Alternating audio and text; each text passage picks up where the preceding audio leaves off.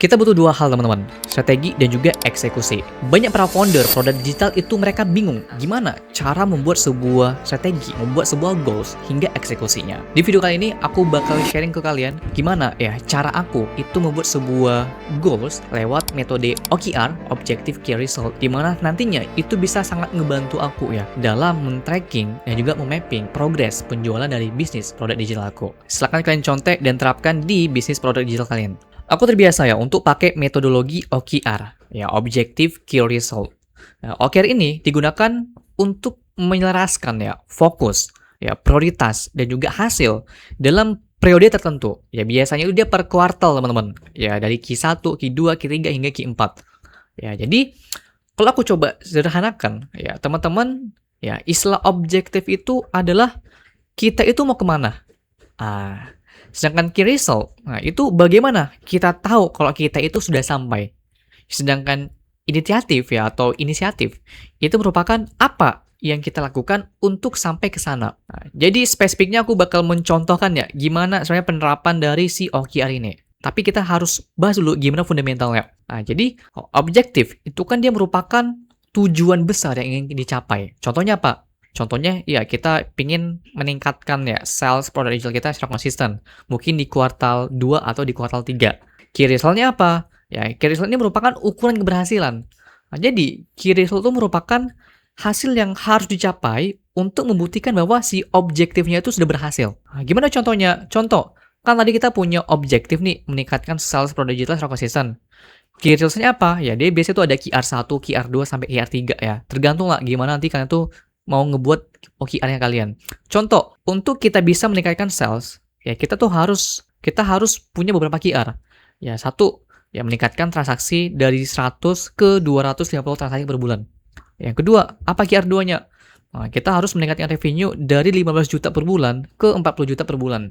Dan QR3, itu kita harus meningkatkan conversion rate dari 2% ke 4%. Ya, setelah kita itu udah punya QR, ya key result, kita harus punya nih inisiatifnya ya atau inisiatifnya ya. Apa itu inisiatif? Inisiatif itu merupakan apa yang kita kerjakan. Simpelnya adalah aktivitas yang kita lakukan untuk mencapai si key result itu tadi. Nah, contoh, misalnya kita itu tadi punya key result meningkatkan transaksi ya dari 100 sampai 250 transaksi per bulan. Maka inisiatifnya ya kita bisa membuat konten ya, kita bisa menjalankan meta ads, kita bikin campaign, ya kita membuat sebuah free lead magnet, atau kita juga bisa membuat sebuah program affiliate. Kalian juga bisa ngelihat ya contoh yang udah aku bikin di sini. Nanti kalian tinggal SS aja. Gimana caranya kalian tuh bisa membuat sebuah OKR ya, Objective Key Result, yang sesuai dengan target yang ingin kalian capai dan sesuai juga dengan bisnis produk digital yang kalian jalankan saat ini. Setelah tadi kita tuh udah ngomongin tentang OKR teman-teman. Ya, aku di sini pengen sharing lah ya. Ada beberapa konsep yang mesti kalian tuh juga pahamin. Ya, pertama ini tentang cascading target. Mungkin ini merupakan istilah yang jarang banget ya dibahas sama para digital marketer.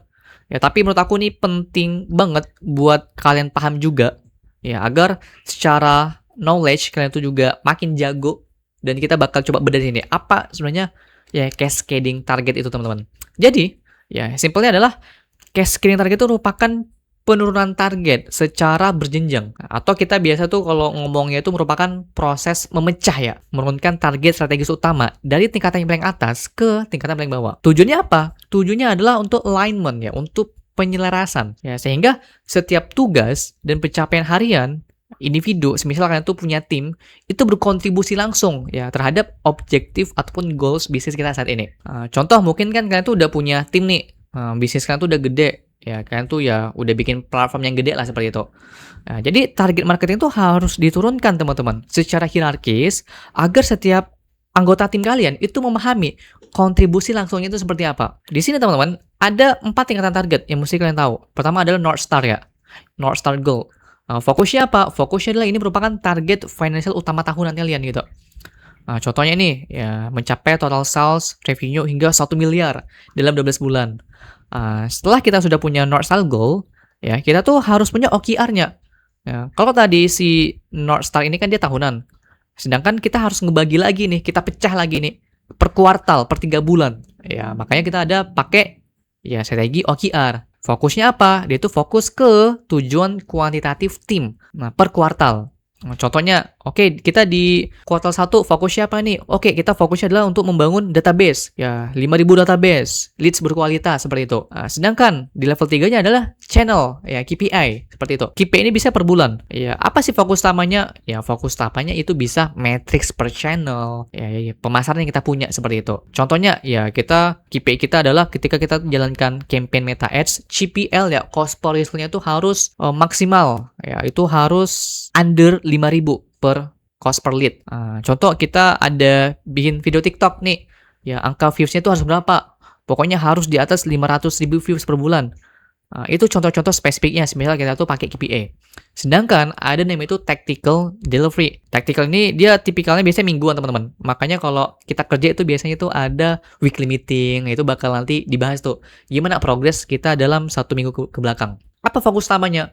Ya fokus utamanya adalah itu lebih ke output produksi ya, atau juga eksekusi konten. Contoh spesifiknya kalau untuk produk digital nih seperti ini ya. Ya kita sudah nge-publish 10 short videos, kita sudah launch campaign, ya 2 atau 3 campaign di Meta Ads kita, dan mungkin kita udah melakukan nurturing nih, ya lewat email blast seperti itu. Itu tadi kalau kita ngomongin tentang cascading target. Teman-teman juga paham ya, gimana caranya menurunkan target dari yang paling tinggi, paling gede, itu ke yang paling bawah. Dari tahunan, habis itu dari kuartal, habis itu juga bulanan, sampai ke mingguannya, seperti itu. Selanjutnya kita tuh akan bahas tentang KPI tree diagram, teman-teman. Kalau si cascading target itu tadi, itu dia kan menurunkan atau membagi target utama ke semua level proses. Sedangkan, teman-teman, kalau kita ngomongin tentang KPI tree diagram, itu menentukan bagaimana pencapaian itu diukur dan faktor apa yang mempengaruhinya, seperti itu. Sebenarnya banyak banget ya metode-metode untuk melakukan tracking dan juga mapping strategis progres bisnis produk digital kita. Intinya kalau kita ngomongin KPI tree ini dia menjelaskan hubungan sebab dan akibat, teman-teman. Contohnya gini, ya kita punya North Star di sini, annual digital sales revenue ya. Nah, lalu kita kan harus membedahnya nih dalam berbagai cabang. Ada traffic and attention, ada lead generation dan juga conversion and sales. Kalau traffic berarti ya seperti views, ya habis juga impression, dia tipikalnya adalah lead generation, ya itu ya berarti kan orang-orang yang ngedownload freebies kita dan menukarkan data atau identitas mereka kepada kita. Sedangkan kalau di conversion, ya itu dia lebih ke landing page conversion. Berapa orang sih yang check out di halaman penjualan kita? Ya dia sesimpel ini sebenarnya ya kalau kita ngomongin tentang KPI ini tadi. Ya kalau di cabang 1 tadi kita ngomongin tentang traffic ya di tofu-nya. Kalau di cabang 2 tadi, kita ngomongin tentang MOVU-nya, middle of funnel. Dan di cabang ketiga ini, ya kita ngomongin tentang BOFU-nya. Ini semisal kita ngomongin tentang ini ya, digital sales. Kita ngomongin tentang sales revenue. Kita ngebaginya seperti sebuah cabang. Ya. Nanti teman-teman juga bisa ya ngelihat beberapa referensi yang ada di internet, gimana cara kita mengimplementasikan KPI tree diagram ini. Ya, intinya adalah kalau kita ngomongin tentang KPI tree diagram, sebenarnya dia itu menjawab apa saja faktor yang secara langsung maupun tidak langsung ya, yang menentukan tercapainya si target utama ini tadi, si North Star goal-nya itu tadi. Nah, begitu kira-kira teman-teman.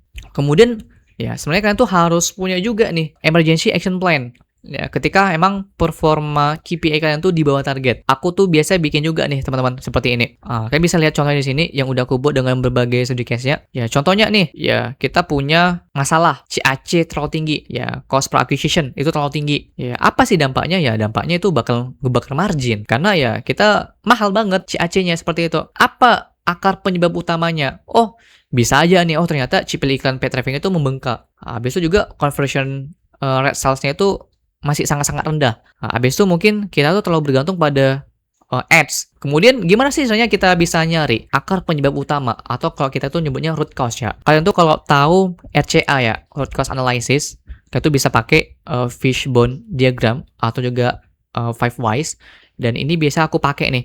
Nah, jadi contoh nih, kan punya problem CAC terlalu tinggi. Nanti kalian bedah pakai fishbone diagram. Banyak ya contoh-contoh yang ada di internet penggunaan tentang fishbone diagram. Itu yang biasa aku pakai juga di sini. Nanti aku bikin dulu ya root cause analysis-nya itu pakai fishbone. Ya, habis dari fishbone nanti tuh bakal aku bedah lagi pakai 5 whys. Nah, begitulah kira-kira teman-teman ya.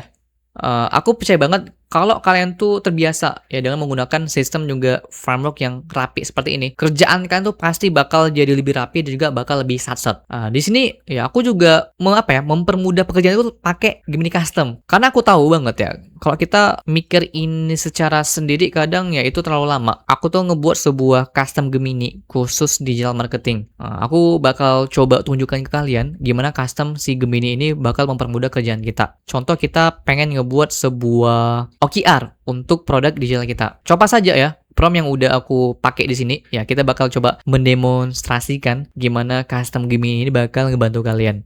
Nah, kita kopas saja. Ya, setelah itu nanti kita langsung masuk ke Gemini-nya. Nanti hasilnya kira-kira begini, teman-teman. Sudah sangat lengkap ya. Semisal nanti kalian juga ada kebutuhan lain ya tentang mungkin strategi digital marketing, kan juga bisa diskusi sama si AI ini. Ya, ketik aja. Nanti kalian ketik aja di sini di AI-nya apa yang kamu bisa. Nanti dia tuh bakal nunjukin dia tuh bisa apa aja kemampuannya. Nah, jadi nanti kalau kalian mau coba untuk pakai chat Gemini Custom ini, nanti ini ya download aja atau akses saja di link yang aku kasih di kolom deskripsi. Nanti teman-teman bisa ya pakai aja dan ini bakal sangat ngebantu lah pekerjaan teman-teman. Mungkin itu aja teman-teman.